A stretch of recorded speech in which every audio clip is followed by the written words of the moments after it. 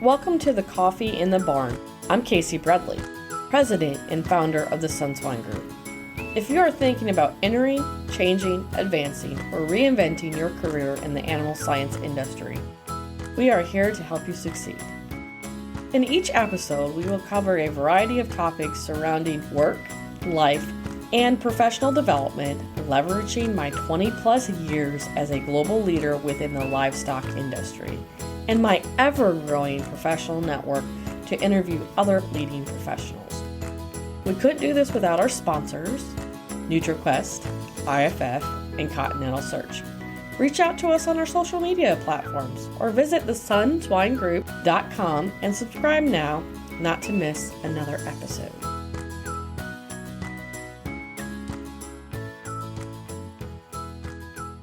Well, welcome back to Season 2 of Coffee in the Barn. Once again, we have one of our committee members and our platinum sponsors from IFF, Dr. Ana de Souza, with us. And so welcome, Ana. Thank you very much. I am very happy to be here today. Let's just start out with an easy question for you about your career map.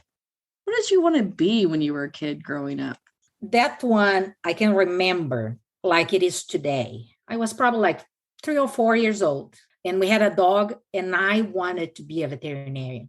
I didn't know what it was to be a veterinarian, of course, but I wanted to be a veterinarian. And through the time, I went to vet school, but I decided that after a while that it was boring. Then I changed to animal sciences, which was a lot more exciting for me. And you grew up in Brazil? I did. To give a little understanding on that, my dad worked in a construction company, like a road construction, build construction. We usually live 2 years in each town and move. So when I was born, because I am the 8th child of the family, they were already moving every 2 years from a place to another. So until I was 9 years old, we moved every 2 years. Then we stayed in Santa Maria, in Rio Grande do Sul, close to my mother's family. It was interesting to do that.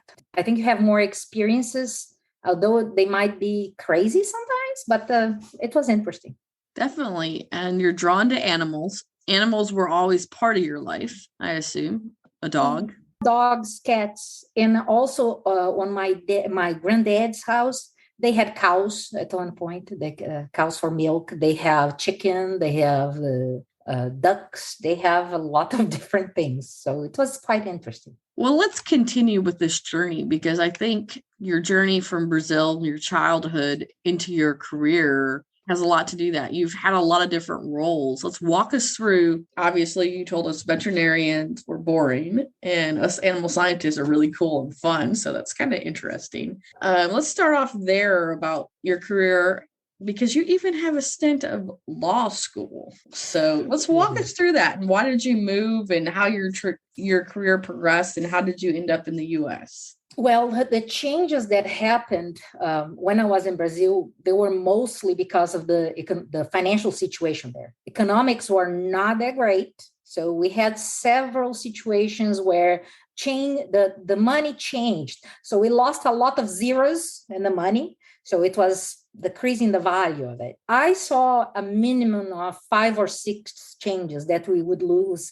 3 zeros in the money. 1,000 is going to be 1 of whatever coin that they were using. So I saw Cruzeiro, I saw Cruzado, I saw Real, I saw several different ones. Because of that, we had to do a lot of changes. To get a job was not that easy. There was a lot of, I don't know if it was really discrimination, but it was discrimination because I was a woman.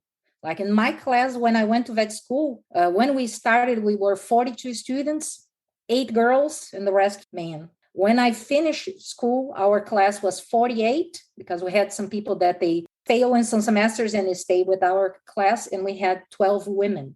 From my class, it was a very difficult economic time then. Probably 10 people had a job when we finished, and the rest was just trying to do something else. A lot of people changed their careers at that point. I tried to get a job. I work as a small clinic. I trained poultry pathology. I work in a poultry production in an internship. just before I finished vet school. I work in a general vet clinic with small and large animals in another city. There were a lot of different things. I was a research assistant in poultry research. I work as a nutritionist for an animal nutrition company where we had premixes, feeds, special diets for young animals like calves and pigs. We had pet food, and I also was the coordinator for a QA lab there. Then I went back to research with swine, where I did my PhD, and then was invited. I was trying to get a job in the US when I came to do my PhD here. When I moved from Brazil, I moved from there because I didn't see perspective where I was. Like, I'm going to do this. I was doing the same thing for 6 years and nothing was changing, including salaries was not changing. So it's like, yeah, I'm going to do this for the rest of my life, and this is not going to be good. So I decided to try to do a PhD and figure out that, okay, I can do that. I can do that with it was a severe financial change for me because I used the money that would be my retirement money for that. So I got that money and then I came to do it. So whatever I used, I didn't have anything anymore. I came to do an English course, and there I started the PhD and did it and went back home. And for the first 2 years that I work paying my debts that I have here because I could not get a loan for my expenses. I just had to live my assistantship. And if you have lived on an assistantship, it is not easy to do that. 2 years I paid my debts here. I was working in Brazil, and in the first 6 months, I realized, yeah, this is not going anywhere either, because the options that the director that invited me to go back told me, he called me as like, hey, I am sorry, but we are not going to be able to do what I wanted to do with you because the other directors are not in the same pace with us. So there you go. So it's like, okay, I'll have to figure out something else. So I stayed there for almost 3 years. And at that time, I got a call from a colleague from here that when I doing my PhD, he was doing his master's, Alfredo Magnon, that he's in poultry. And he said, hey, I have a group of people that they are looking for someone to work in R&D for swine. It's like, are you interested? It's like, hey, let's talk. So we got a call. We talked on the phone in January of 2006. We scheduled for me to come. So I scheduled everything to come here to the US to do the interview. And it was hilarious because I didn't say that to anybody in Brazil. And when a manager's meeting, my director comes to me, he's like, what is going on? Are you leaving? It's like, hey, there is a long difference between doing an interview and leaving, right? So then he said, oh, okay. So then I talked to the directors and they said, oh, yeah, that's an opportunity that we cannot say anything to you because it's an opportunity to go to a company that you will have a learning opportunity that you will not have here with the amount of animals and everything that you will be exposed there. So I did the interview and everything in March of 2006. They offered to me the position and I got all the papers. And in October, I got my papers back from the consulate and back here in the US in February, which is crazy how long it takes. February of 2007, and then I am in the US, and that's it. It's crazy.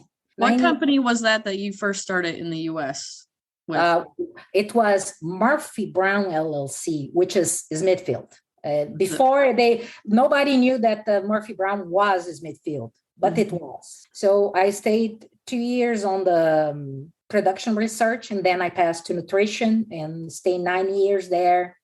Then I left about 6 months after my boss left. I was going to say, and you have an infamous boss. Oh, my boss was Jeff Hansen, and he was the best boss I ever had. He was just the best mentor. He did not have anything to hide from you, anything that he could have you exposed to.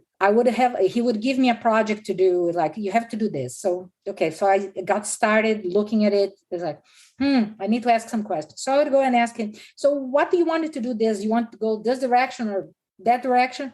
He looked at me like, you do whatever you want. You know the thing and you do it.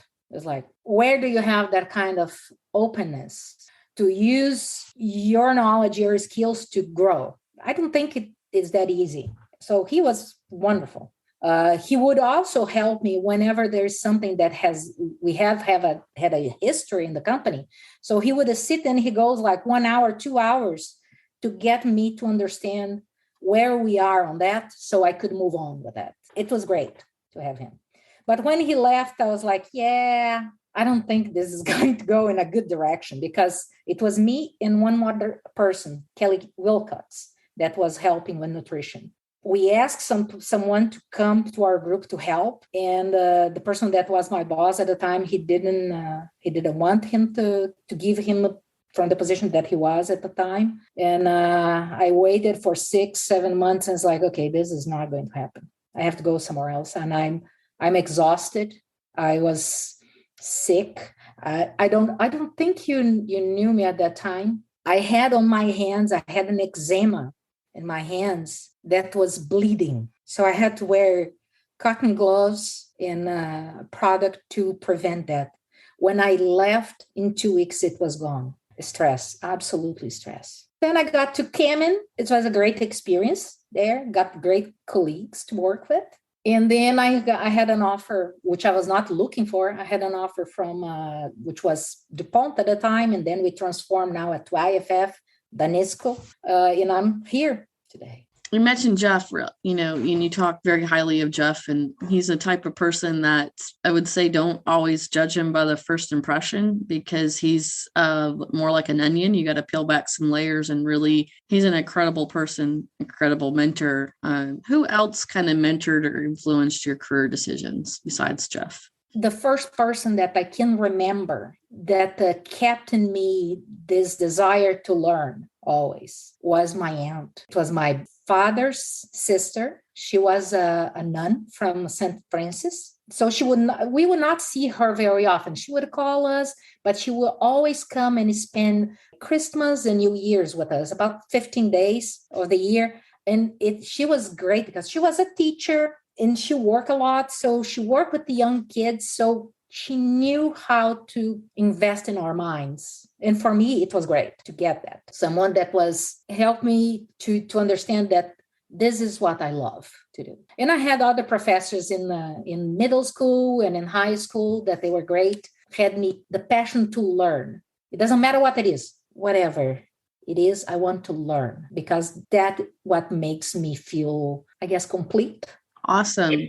Well, obviously some hard lessons. I think you've had some of those in your career. And then what did you sacrifice? As I understand the Brazilian culture, you're very family oriented, very loving people, but you've been away now for 16 years-ish from your family on a different continent. That's obviously a massive sacrifice. What were some other hard lessons and sacrifices that you had to compromise on in your career? Well, the first thing that I think about is that whatever are the choices that I made, they are very important because they turn me in who I am today, which is where I wanted to be. I had a lot of highs and lows in life, let's put that way.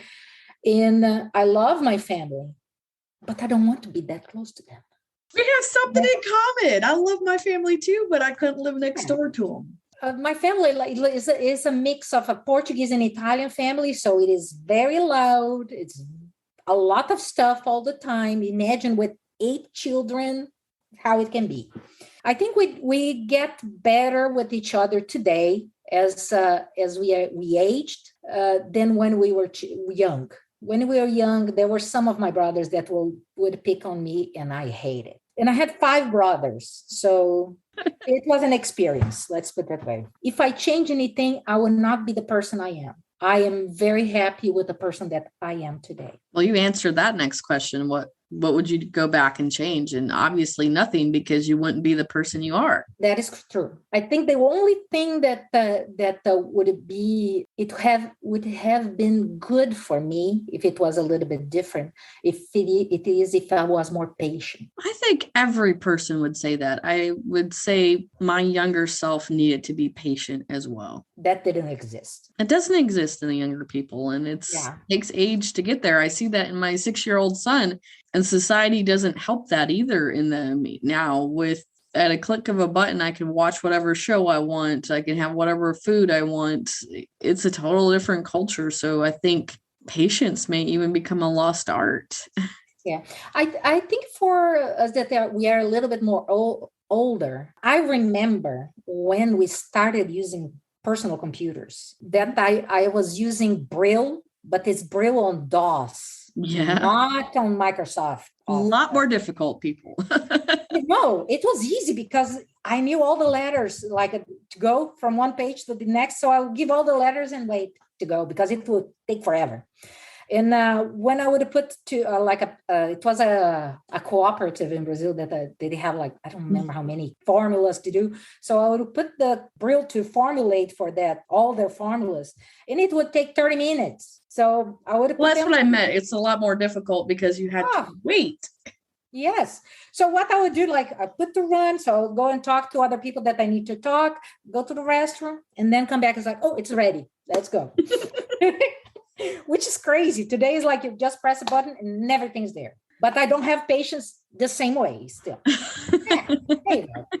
What is one piece of advice you would give to your younger self if you could? Obviously, you don't want to change anything, but a piece of advice besides being patient. I think the best thing is sometimes the answer for what you want is not far from you. Wait a little bit. Think a little bit better. Try different things. And sometimes if you just change, what I will say, change a path a little bit, you may find what you need. And this goes even for a person in anything in your life.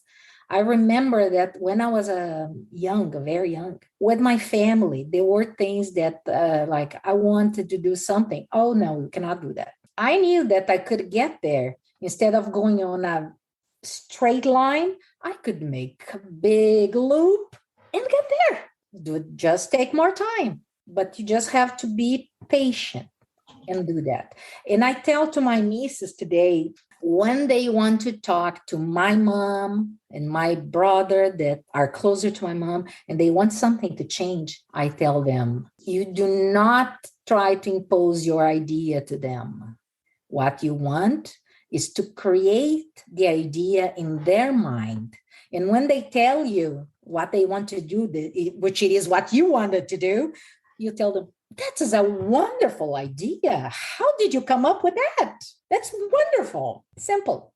Not always. Don't think that you have to be the owner of everything. Sometimes to get what you wanted done, if you use how you communicate with people, you may get them to do what you need and you'll get to the same result. I'm going to switch gears a little bit to talk about coffee and cures and animal science. Yes. What drew you and IFF to supporting this? And what do you like about the Coffee and Careers and Animal Science program? I love it because one thing that I figured out throughout my life, because when I finished school, there was nothing. You finish school, you did not have anybody that will help you to how you walk through your career, how you talk to people, how you interview, or anything.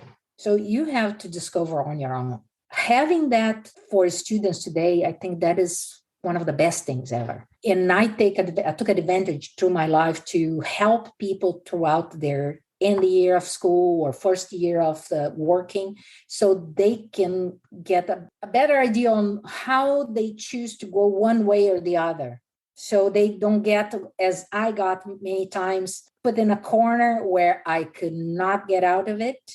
This is what I have, and I'll have to just swallow and stay there until I can find another option. And that sometimes would be 5 years. Not good, but that's life. So I think this is very important for people that they are starting to, so they think about what they're doing so they do not create that situation for themselves. I would agree. we think very similarly on that. I think that's what drew us together on this purpose. But my thing is there are resources at institutions. They're not always geared towards animal science. And we use the example, you wanted to be a veterinarian. You probably had no clue what opportunities there were for you when you were younger. So, oh, absolutely. I even see undergrads, even graduate students that think it's just a straight line track. This is what I'm going to do. And they don't see all these other options. And if you could see my hands moving, like there's so many opportunities that you can use with animal science, and you can go into human nutrition, human reproduction. I know a lot of, embryologists that on the ruminant side that ended up working in hospitals for humans, and the sky's the limit. And I don't think we get that out enough. But I also had to move around a lot in my different jobs because I didn't have the infrastructure in my institution, like universities like Kansas State or Iowa State or even North Carolina State, that have strong animal science faculty and alumni programs, that I noticed that I didn't have a structure. Who could I talk to? What can I do? What is out there? Of course, I worked full time while I went to school, so I was stuck in a hog barn a lot. And I met a few allied industry people through the research we did, but there was really nobody helping me, like, what can I do with my career? Or even while I was in different positions, even as a young professional, is this normal what I'm feeling? Can I get beyond this? Is this a job? And I look back and I enjoyed every job. I've learned from every job. And couple reasons why I probably left. I've always told myself the right reasons, right? But would I have been strong enough if I would have had somebody mentoring me to stand up for myself differently in the different roles? And that's what I hope Coffee and Careers brings to, like you said, younger people, or I'm sorry, it doesn't even have to be younger people. People like us in our middle of our careers that need that help and support too. You know what reminded me? I found something on Instagram. That is a lady that she says, what is the professional way of saying, how do I say to someone, stop bothering me because I'm working? Don't talk to me out of my hours of work. Someone tells her, this is the way you say. So you're very professional and you're not offending anybody, but you set barriers. Because one thing that I know that I did when I was at Smithfield, and I loved working there, I'll tell you that. I love everything I did there, but I let the job take over my life. I did not have a personal life. So I worked 10, 12 hours a day, every day, 36, 5 days a year. Any calls, anytime in the day or the night or weekend or vacation, whenever. At the point I was leaving, I don't think it would be possible for me to change that situation then, because that was created over 9 years. I think you have to be very careful. And I tell to everybody, even the people that started recently there, I tell them, be very careful. I know that you get passionate about what you're doing. Don't let the job take over your life. Keep your life taken care, because after it's taken from you, it's very hard to get it back. That's great advice right there, right? Yes. And I would say the same thing in every role I had. Was younger self, I didn't realize I could put those boundaries in, because you were afraid. Like at the time I finished my PhD, there wasn't a lot of jobs. Now there's quite a few. Like I have to have this job. I have to demand, but I also knew managing pigs that we had to, be reactive. And to me, it was always about, throughout my whole career, even in production, my love and my passion for the animals, to make sure that they were taken care of, caused me not to have boundaries that caused me to burn out. Absolutely. This was one thing, like when I was at Smithfield, and I heard that many times from Jeff, is that our first job is take care of the pigs. That is the first thing. And people say, well, but you're a nutritionist. Yes, but the nutritionist job is related to anything that is related to feed. And that is feed production, feed formulation, feed quality, transportation. There is a lot of different things. The first thing is like, you cannot let the pigs go without feed. And people say, oh, that doesn't happen. It's like, I don't know the planet you're leaving, but in the planet I leave, that can happen. That thing happens. more often than you think. It's not like as a percentage of all the animals is not a lot, but those animals that they suffer that, there is a consequence for those animals. Well, and I felt guilty. It's not about the average. It's not about the entire population. If I neglect one pig. Oh, yeah. And it doesn't matter if I was in the farrowing house technician or I was nutritionist. I took that same passion and responsibility. And I think that's a flaw with people in the animal industry a little bit. So I'm going to show you here something. This is something that I draw this to a lot of people. Okay. It is a normal distribution. So if you have, as an example, weight average of these animals, right? So you'll have a mean. And when we use anything that you can change this whole thing to the right side. Yeah, so we're shifting from a normal bell-shaped curve, everybody who's listening and can't see this. Yeah. We're shifting it to move it to the right, to the optimal, right? Yeah, but what you shift is only the left side. The right side, you cannot do anything on the left side because the animals are growing. Well, you don't want to. They're happy.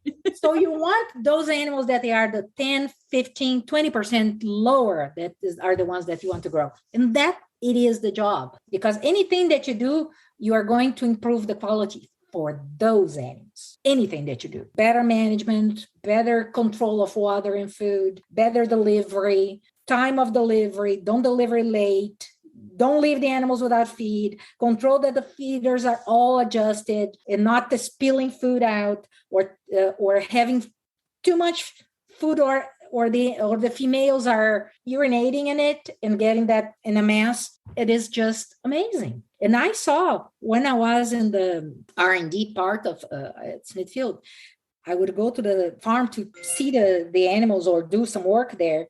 And I remember getting there, taking a shower, and I am listening. The animals is screaming in the barn. So I get out of the shower, it's like, what's happening in the barn? And they just look at me, it's like, what? What are you talking about? It's like, the pigs are screaming. Something is happening there that is not right. Please go there and check. The feed was not going down. It's like, how can you get used to that sound and not do anything? I definitely know. I think that's some good points. We may have gotten a little off topic, but it goes into the passion and love we have for what we do. And it states animal science, no matter if you're working in a lab, in my mind, a nutritionist, a veterinarian, feed mill, it all goes back to that animal. Yes. We all influence that animal. We all make a difference in that animal. And to me, it goes beyond. And I had a conversation with my church group this week, and we were talking about the avian influenza. Mm-hmm. And she could tell that all the mass euthanization really upset me. And I said, yes, it really upsets me, because as a farmer, because I still feel I'm a farmer, even though I don't own animals or I don't take care of them on a daily basis, that I'm a provider. My job is to get every animal on that truck and onto your plates. And then I've done my job right.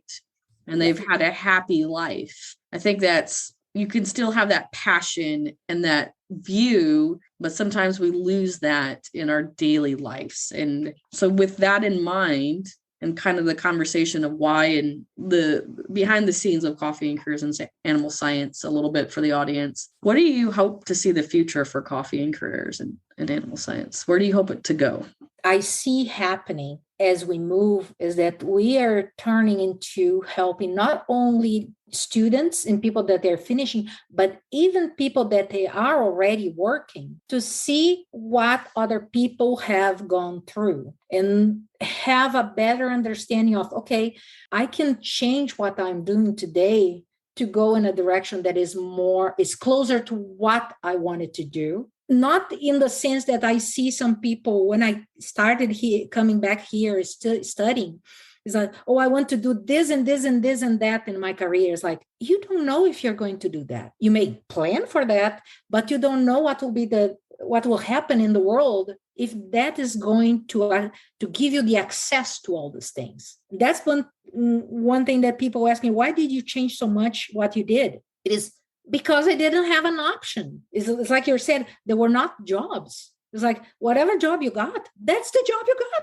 period. There were no like 2-3 jobs for you to look for. So I believe that this program is going to help not only students, but also professionals in general to go in a different direction. And I think the biggest thing is the support, which I don't think we had this before. We've never in our industry talked or were allowed to talk about our family needs, our emotional needs. We're finally opening that box. I would say as a society in general, but agriculture in my mind has always lagged behind that. And then if we look at agriculture, and we can take it a step, we're both females here. And I think, and I'm going to speak for parents, not just females, but as employees in agriculture, not owners, right? There's a different mindset in my mind when you own something and it's your family's heritage. But when you're working in agriculture, we were never allowed to put our families first.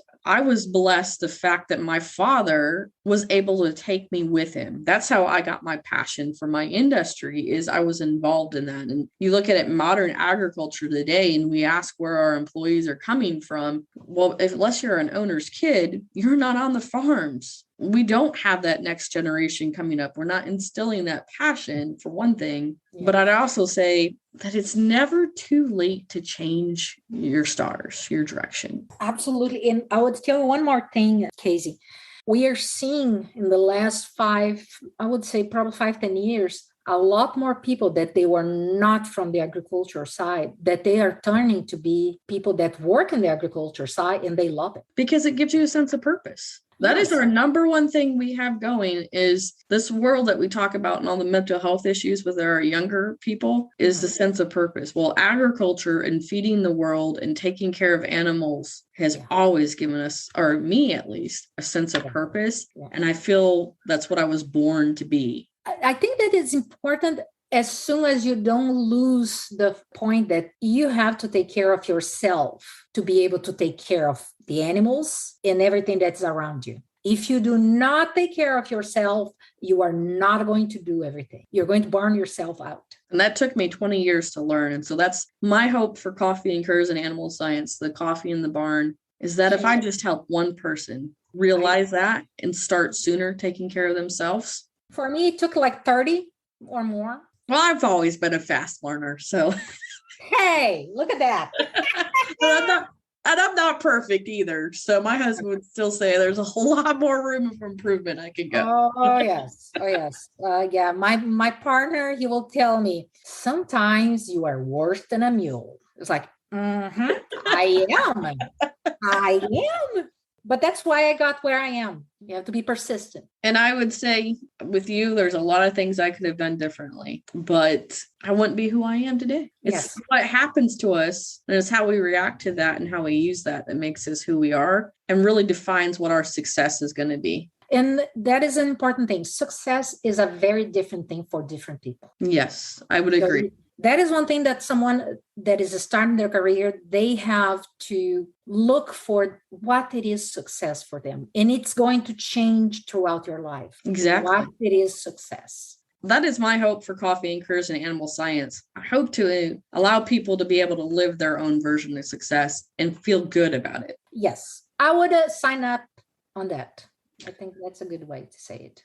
And with that, we're going to leave the episode because obviously we could talk forever. And I think maybe season 3, you're going to see some of these themes come back out in season 3 as well. But remember, everyone, life is short. So drink your coffee in the barn. There you go. Bye-bye. We hope you liked this interview. You can listen to this and other episodes on coffeeinthebarn.buzzsprout.com. We will also like to thank our sponsors, NutriQuest, IFF, and Continent Research. We are grateful for supporting us in this journey. Remember to follow us on LinkedIn, Facebook, and Instagram at Coffee and Careers in Animal Science, and our YouTube channel, Animal Science Office Hours. But before we go, we would like to remind you that we just launched our ebook, which presents a series of tips and advice to improve your networking, presentation, and speaking skills, making you stand out among other professionals. Subscribe to our email list by clicking in the link in the show notes to get your ebook, news about future episodes, upcoming events, programs, and more. Also, if you love the Sunswine Group's outreach and mission, please consider supporting the cause and buy us a coffee. The link will be in the show notes as well. I promise, the money will keep funding our amazing outreach, our student extern, and new solutions for animal agriculture. Remember, life is short. Take your coffee in the barn. See you next week.